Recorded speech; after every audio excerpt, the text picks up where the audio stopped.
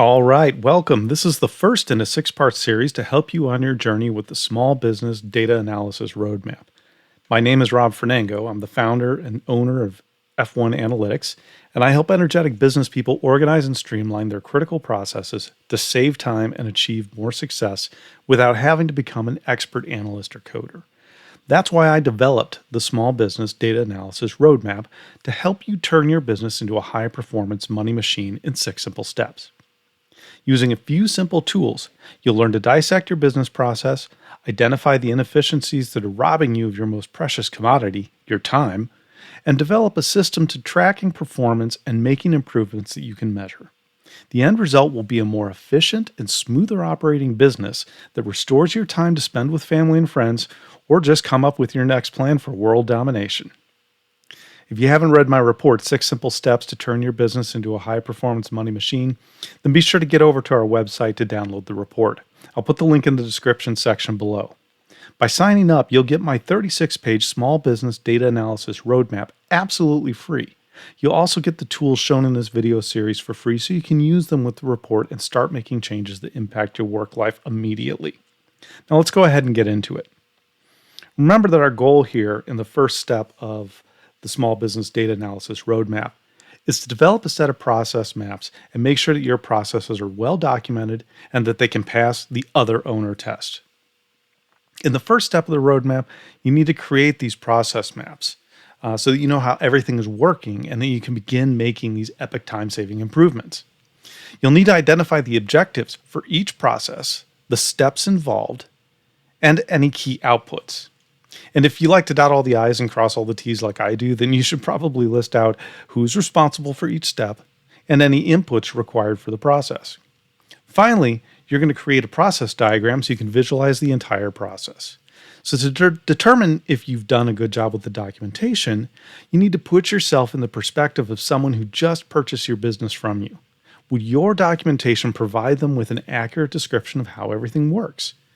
If there are places where there are details missing or the information is vague, make sure you make edits to fill those in until they can pass the other owner test.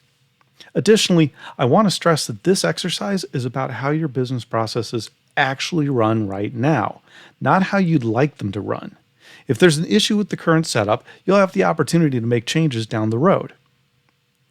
Okay, to help organize the information, I've developed an Excel workbook called the Process Map Worksheet, or PMW.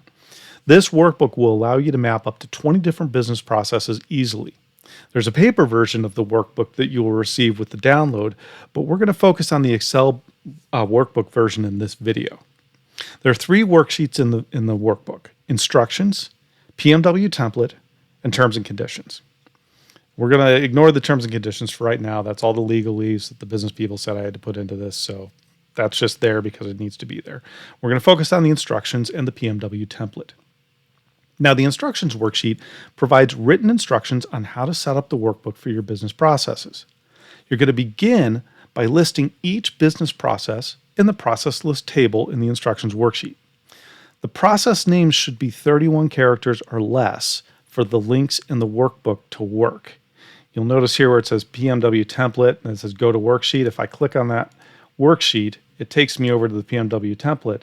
And then there's a button here where I can get back to the instruction sheet. Okay, so this name here, this PMW template, you'll notice it's the same name in the worksheet. It has to be 31 characters or less for this link to work. If you need more than 10 processes, you can unprotect the workbook and then expand the table. Now, to unprotect the worksheet, this is a very simple process. You're going to go to the Home tab on the ribbon and go over to Format in the Cells group. When you click on Format, you'll come down to Unprotect Sheet. Now it'll be unprotected, and if you want to expand the table to add more process to your list, you can click on the plus sign on the left side of the screen here, and it'll expand up to 20 processes. We don't need that many for this example, so I will go ahead and just keep that closed. You'll also notice here in the important sign, the important area here for the instructions, it describes this process for you, how to unprotect and protect the worksheet. To reprotect the worksheet, you're going to go back up under Format, and where it said Unprotect Sheet, you'll now click on Protect Sheet. When asked for a password, You'll see it asks for a password here. If you want to add one, you can, but you're going to need to remember that password the next time you try to unprotect the sheet. Or if you want, you can simply click on OK and protect the worksheet without a password. So now let's go ahead and add in our processes here. We're going to have a couple of processes. I'm going to change the first one here to a sales process. We're going to add a production process. Should learn how to talk and type at the same time. And then product development. Okay, so now we've got our three processes. We're going to list each business process and put them into the worksheet here. And you'll notice that the link was added into the table. But these links aren't going to work because we don't have a worksheet made for them. So what we need to do is we need to make a copy of the PMW template worksheet for each process listed in this table. So to do that, you're going to right-click on the PMW template, and you'll click on Move or Copy. Now you'll select PMW template here because we want to put a new worksheet, a copy of that worksheet, in between the instructions worksheet and the template. And you need to check this button for Create a Copy. Okay, that way we'll actually make a copy of the template. When you click on OK, you'll see that it now says PMW template 2, and we still have the original PMW template here. So to change the name, we can double click on the name for the copied template, PMW template 2, and the first process that we had in our list was sales. So we'll go ahead and just name that sales. So we have a sales in the process list, and we have a sales in this worksheet. And we can click on the worksheet link, and it takes us over to the sales process. Right? So we can go back to the instructions, and now we'll do the same thing to make a copy. Again, put it in front of the PMW template. And we'll create a copy. And we'll name this one Production. And then we'll make another copy. Move or copy. We'll put it in front of the PMW template and create a copy. And then we'll name this Product Development. Okay. Now we can see that we've got our three processes in here and the links all work. You can set this up for your own processes and have a worksheet for each process that you're going to include. I'd recommend leaving the PMW template there just in case you need to add one later or make changes to something. You still have the template in the workbook. All right, let's go ahead and start with a basic production process. Now, this is not the only way to set up a production process, and I'm sure yours is different, but this is an example to show how to set up and fill in the tool. So make any necessary changes for the way your processes work when you fill this in for your own business. So we'll begin by filling in the header information. In this case, since we're working on the production process, we'll call the business process production. We'll go ahead and fill in a date so that we know when this is being created. And then we need to fill in the process objectives. Now, there are spaces for up to 3 objectives. If you need to expand that, you can unprotect the sheet and you can expand it out to get up to 6 objectives. We're going to keep it to 1 just for simplicity. So our objective is going to be to create and package products that meet internal quality assurance standards.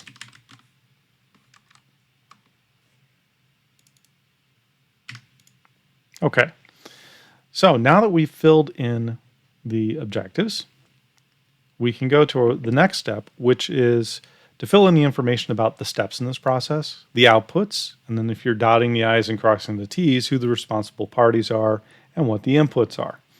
So we'll go ahead and start with the steps. Now, in this case, I've got a relatively simple production process set up. We're going to begin with procurement. We then have inventory prep. We then will assemble or process that prepared inventory.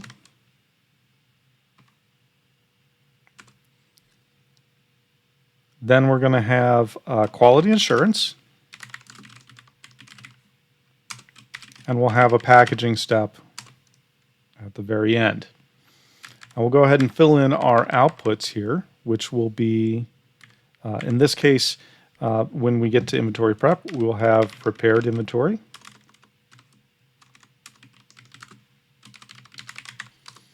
And then after the assembly and processing step, we will have products. After QA, we will produce the QA report. This will be important. And then after we finalize our quality assurance and we do our packaging, we will have distributable products.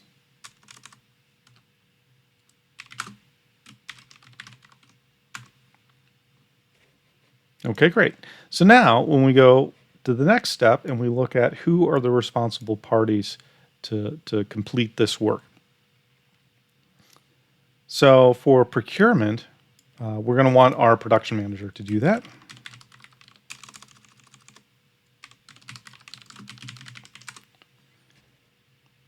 Then when we look at inventory prep and assembly or processing, that's going to be our production staff doing that.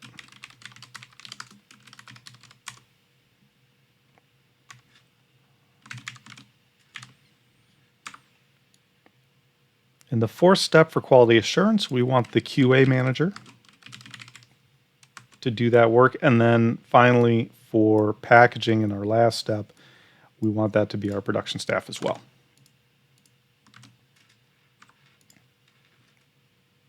Now, finally, we're going to look at our inputs. And so for inputs, when we look at procurement, well, one of the things that we need for proper procurement is we need to know what the inventory requirements are for our production processes.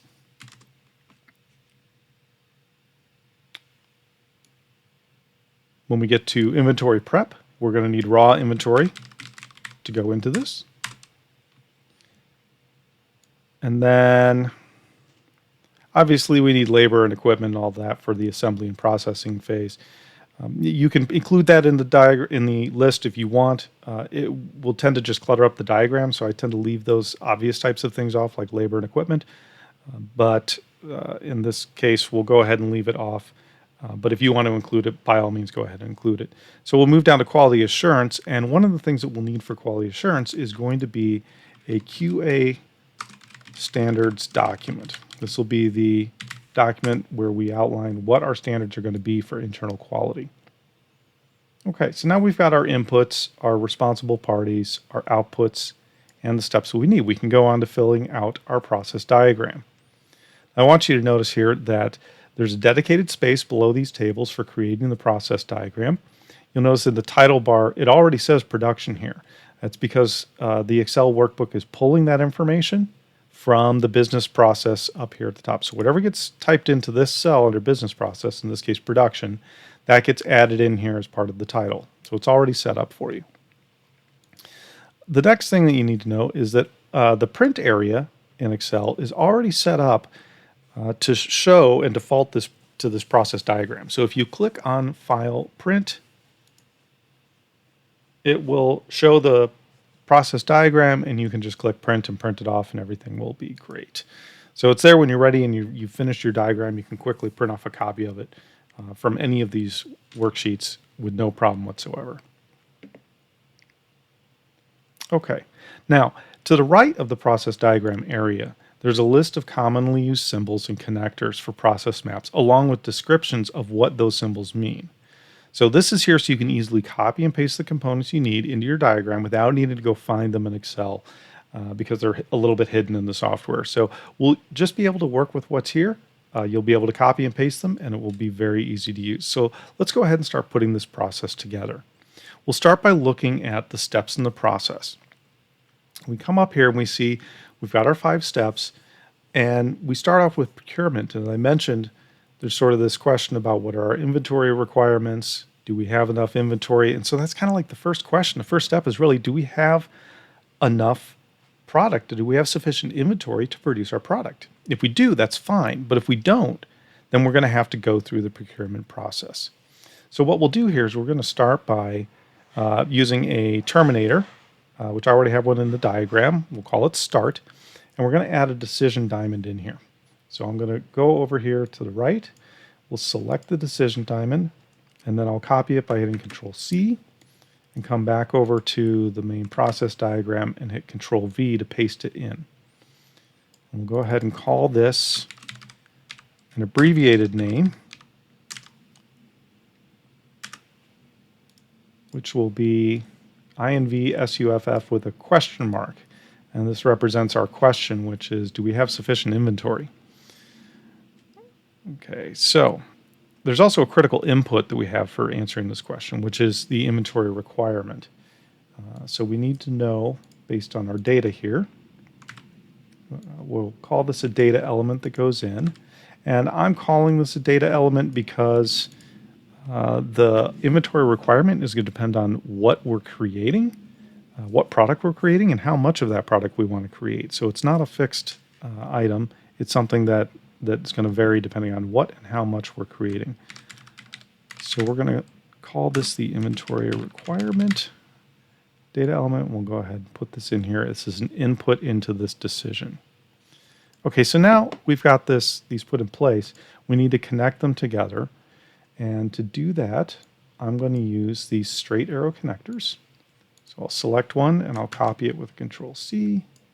We'll paste it in with Control V. And I'll move it over into position here. Now these connectors can be attached to the shapes by dragging the end of the connector to the shape that you want to connect it to. We'll start by bringing it over here to the start. We'll bring the originating end of the arrow to the start terminator.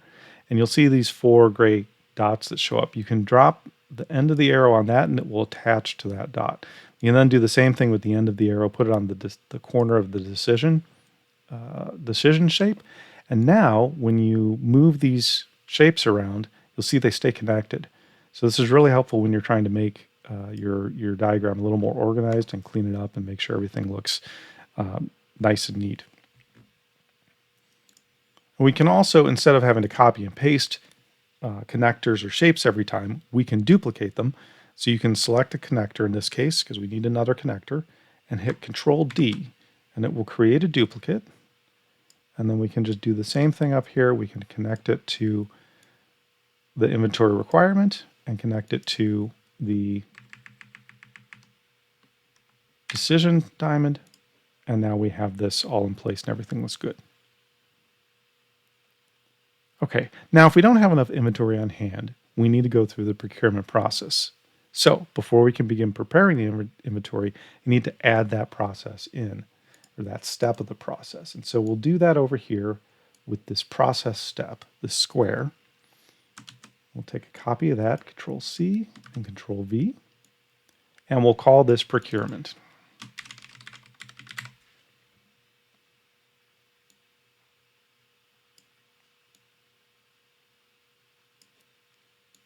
We'll go ahead and connect it and put in a connector in here. We'll connect it to the decision diamond and to this procurement step. Now, to make it clear what decision is leading us to procurement from this decision diamond, I'm going to add a text box by going up under Insert and under Text and select Text Box. And I'll put it here and we'll enter the text No.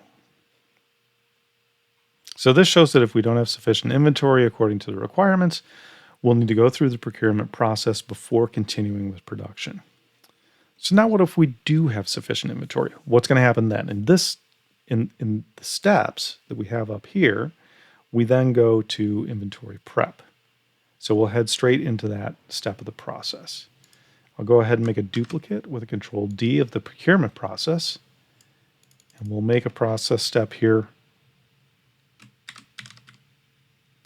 called inventory prep. I'm going to make a duplicate connector and connect that to these two pieces.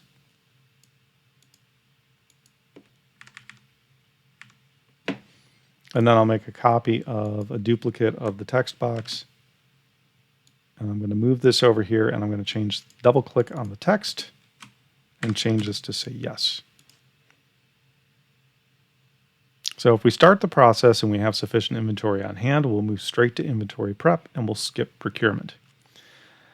Now I'm also going to add an elbow connector in here that will attach the procurement process to the inventory prep. So here I'll copy and paste in an elbow connector from the procurement process over to inventory prep.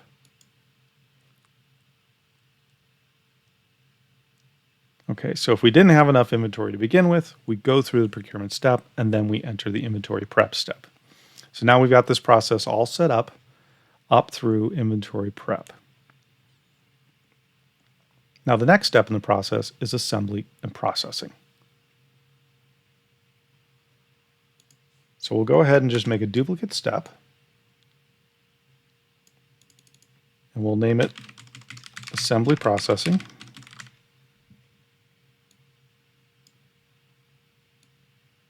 We'll go ahead and connect that with the straight line connector.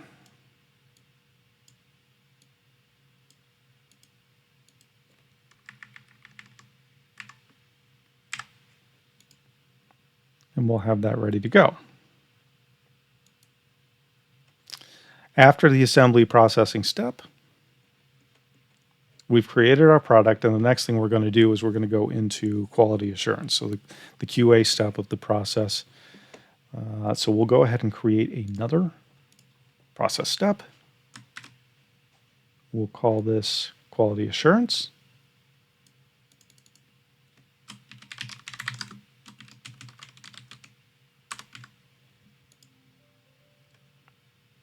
And we'll go ahead and duplicate the connector between these two pieces.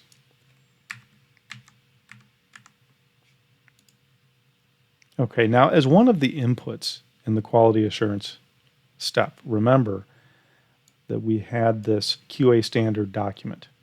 This is going to be the document that tells us what the standards are and is integral to the QA process. So to add that in, we're going to come down here and we're going to use our shape that represents a single document. We've got one for single documents and one for multiple documents. So we'll copy and paste that in to the process here.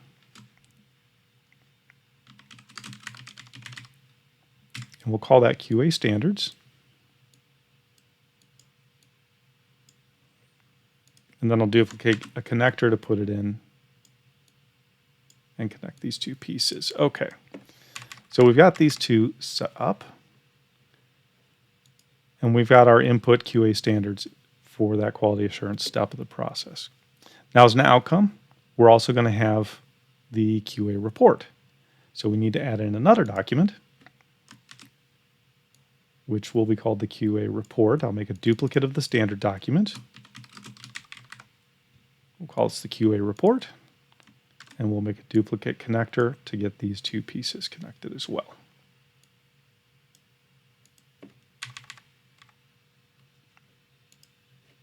All right, great. So now we've got our process set up going down through quality assurance. We've got our QA standards going into the QA step and the QA report coming out. So now there's another decision that we have to make, right? After going through the quality assurance process, we want to know if the product that we created during the assembly and processing meets our internal standards. So is this truly a final product that's ready to be packaged and distributed to our customers? So in order to reflect this decision, we have to go through, I'm going to make a duplicate decision diamond. I'm going to bring it down here and I'm going to call this pass QA with a question mark.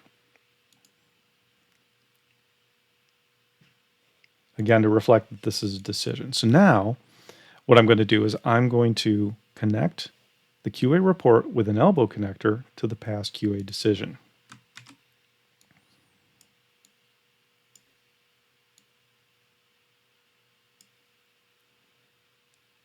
So what this does now is it reflects that when we go through the quality assurance step, we get the QA report out and this becomes an input into this decision process.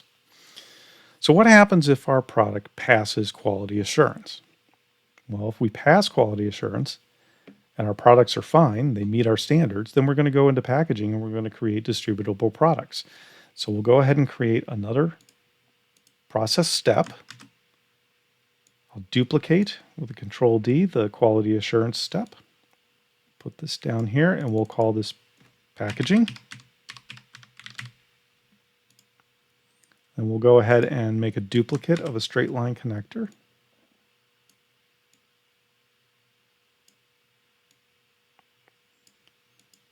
And again, keep in mind this is what happens when the result of the decision about passing QA is a yes. So I'll go ahead and make a duplicate of this text box and bring this down and place it right here. So if we say yes, we passed QA, we go into packaging. But what happens if the product doesn't pass QA? Well, in that case, we need to go back up to our assembly and processing step and get the product to pass QA. We need to retool and adjust our actual assembly and processing so that we're meeting the standards. So therefore, we actually have a feedback loop. And we can add that feedback loop in by using an elbow connector. Make a duplicate elbow connector. Now what we're doing is we're going to take this from the pass QA decision and we're going to bring it back up to the assembly and processing step. Now when we do this, you'll see that it's overlapping a couple of these other lines. So what I'm going to do is I'm going to click on this yellow dot and I'm going to drag this out to the side so it goes around the QA report document. Now it keeps the process map looking a lot cleaner. You don't have report lines crossing over each other. Sometimes it's unavoidable, but in this case, we can do this pretty easily. So we'll go ahead and make that adjustment. I'm also going to duplicate this text box, and I'm going to bring it over here, double click on the text and change it to no. So this then indicates that if the question of whether or not we pass QA is a no, then we have to feed back into the assembly and processing step and make changes so that we can get our products to pass QA.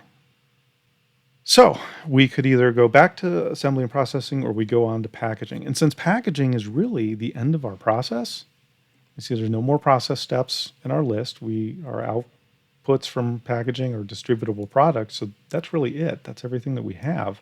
And because that's the end of the process, what I'm going to do is go ahead and add in a terminator. Go ahead and copy and paste a terminator in down here. This we'll label it end.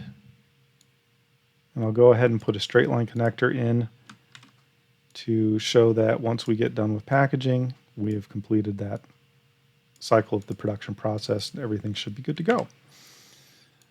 Okay, so this gives us a draft of a complete production process map. We have all the steps of the process is included. We've included key decision points, important outputs like the QA report, and important inputs like the inventory requirements and QA standards documents. So everything is presented in a nice clean flowchart. Then you can see how the entire process is going to work from start to end. If this had to pass the other owner test, I'd say this is probably pretty decent. Depending on the actual process that you have, you may need to make some adjustments to this or have a different flowchart altogether. But this is an example of how to go ahead and fill this in. All right, so we've got our production process put together.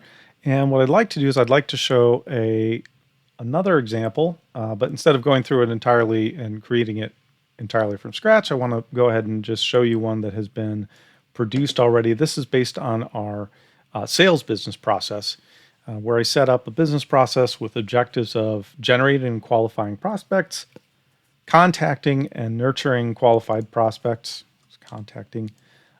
then presenting offers and closing sales. And you'll see that the process that I put together here includes prospecting, qualifying the prospects, making contact, nurturing prospects, presenting offers, overcoming the objections to those offers, and then closing the sale. And along the way, our outputs are going to include a lead list after have done our prospecting. When we qualify prospects, we'll create a qualified prospect list, so we know who we're going to be trying to contact to sell to. Then when we're making contact, we'll have a nurturing prospect list, so those prospects that will continue on in the sales funnel versus a follow-up list of people we want to put on a list to contact at a later point in time and see if maybe it's not a right fit now, but we can do it at a different point in time. Then when we're creating the offer and presenting the offer, we'll have a sales proposal. And at the end, when we close a sale, you'll have a sales contract. Most of this is going to be handled by sales associates and sales managers. And you'll see that in the inputs, we're going to have a prospect profile. We'll have a qualifying algorithm and decision document. That goes for our qualifying stage for qualifying our prospects. We'll have a sales contact script and approach. They'll have some collateral information in terms of brochures, catalogs, and website information that can help to nurture clients along in the sales funnel and get them to a point where they're ready to buy. And then we'll have proposal language for our sales proposal. Okay, so then as I've put that together and developed a process diagram for sales, which again, it starts with we start our process basically looking at our potential sales data, or wherever we're getting our potential sales data from, and using our prospect profile document saying, is this person a lead or not? We kind of go through each person on the potential lead data and ask that question. If they're not a potential lead, then we end the process and we're done. If they are a potential lead, then we move on to the next stage. That next stage is asking, are these prospects qualified? And we'll have our documentation with our qualifying decision algorithm. And we can ask based on the leads and what we're looking at, are they qualified? If they're not qualified, then we'll have to say, okay, we're done, and they end the process. But if they are, we move them into the next stage of the funnel, and we make contact with them. We have a sales associate make a call and go through our sales script and provide them with the information and try to figure out if they're a good fit. And you'll notice here that we step to the side. We've got another stage here. We make contact. We decide whether or not they're a good fit. And if they are a good fit, then that's great. We'll continue on in the funnel to nurturing them. But if they're not, we'll go ahead and end the process. Maybe put them back onto the follow-up list. So we could make a change to this if we wanted to put them back on the follow-up list. In our nurturing portion of the sales funnel, then, we use our collateral, our brochures, our catalogs, our website information, and we try to provide information and help the prospect along the way to get them to a point where they're ready to make a sale, they're ready to purchase from us. Once we've gone through that process, then we can make an offer, and then we get to a point of decision. We find out, do they want to make the sale or not? Are they going to buy from us or not? So if they do, they make a sale, then we're done. We've effectively closed. I probably should add a close item in here to close the sale. But if they don't, if they say no, I'm still not, you've made an offer and they say, yeah, I'm still not sure. I've got these hesitations. I'm a little concerned about some of these things. Then we can move on in the sales funnel to our stage of overcoming objections. And working through all of their objections to show them how our products or services are going to work for them to solve the problems that they're having. And through that process, then we go into the closing process and we get to find out, do they want to make the sale or not? Are they going to purchase from us? If they do, either way, whether they do or they don't, we end. The sales process ends. And so that is just another example of creating a process map where we've mapped out the entire sales process from start to finish, and all the pieces of where we go and how we make the decisions, and what materials are involved. And so based on this information, then, you have to ask yourself the question, would somebody else purchasing your business get through this process, looking at this documentation, have an understanding of how we go ahead and work through our sales process? So this is now just an example. You've seen how to use the Process Map Worksheet, and you're really ready now to turn this process map into your own process map. And it's an exciting journey that you're getting ready to start on. And we've got several more steps to go through this as well. So I'm going to include these examples in what you're going to get with the download. So you'll get a copy of the PMW worksheet, plus you'll get these samples so you can see how these processes were set up, and you can take a look at them and study them. And then you can start creating your process maps for your business and for your critical processes that you want to try to improve. Now, in part 2 of this series, we're going to focus on the next stage, on getting a set of killer KPIs on your list to track the most important parts of your processes for quality improvement. And remember, if you haven't read the 6 simple steps to turn your business into a high-performance money machine, be sure to click the link in the description section below to get my 36-page small business data analysis roadmap and all the tools shown in this video series absolutely free so you can get started immediately. Again, thanks for watching. I'll see you in the next video.